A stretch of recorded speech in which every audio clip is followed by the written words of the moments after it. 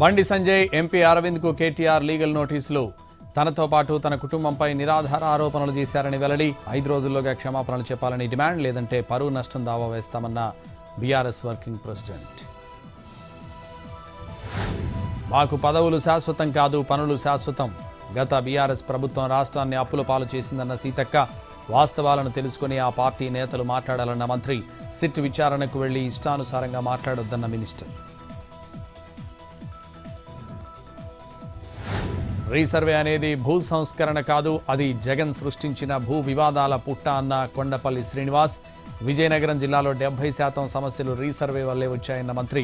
Pattadar pass పుస్తకాలపై ఫోటోల కోసం 700 కోట్లు వెచ్చించారన్న మినిస్టర్.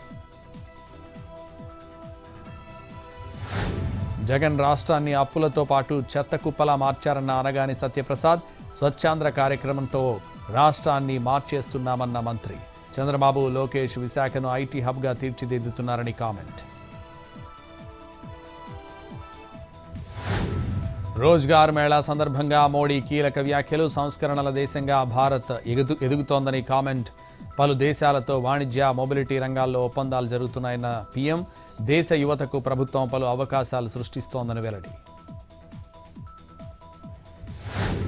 భారత్లో ఈ ఏడాది తొలి వాణిజ్య సెమీకండక్టర్ చిప్ ఉత్పత్తి ప్రారంభం. కేంద్ర మంత్రి అశ్విని వైష్ణవ్ వెల్లడి. 4 సెమీకండక్టర్ ప్లాంట్లలో కార్యకలాపాలు ప్రారంభమవుతాయని స్పష్టం.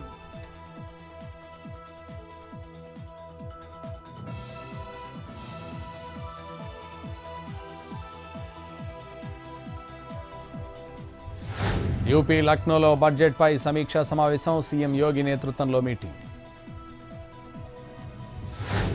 రాజకీయ పార్టీలకు ఓటింగ్ ప్రక్రియపై అభ్యంతరాలుంటే ఈసీ స్పష్టత ఇవ్వాలి. ఈసీ ఎందుకు అఖిలపక్ష సమావేశాన్ని పిలవడం లేదన్న పంజాబ్ సీఎం. ప్రధాని మోడీపై మండిపడ్డ సిపిఐ నేత రాజా. ప్రధాని హోదాకు తగ్గట్లు మాట్లాడాలని హితవు.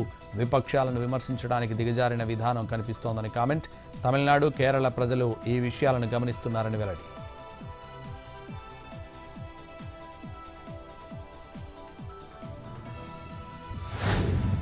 భిన్నత్వంలో ఏకత్వం మన పూర్వీకుల నుంచి వారసత్వంగా వచ్చింది. అన్ని ప్రార్థనా పద్ధతులను గౌరవించాలన్న మోహన్ భగవత్. అవన్నీ సమానంగా సరైనవేనని గుర్తించాలన్న ఆర్ఎస్ఎస్ చీఫ్.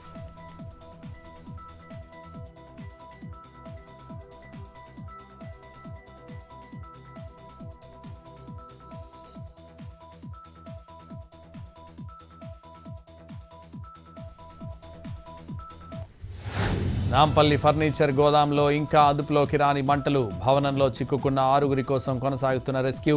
మరో 6 గంటల పాటు సహాయక చర్యలు సాగే అవకాశం. దట్టమైన పొగతో సెల్లార్లోకి వెళ్లలేకపోతున్న సిబ్బంది.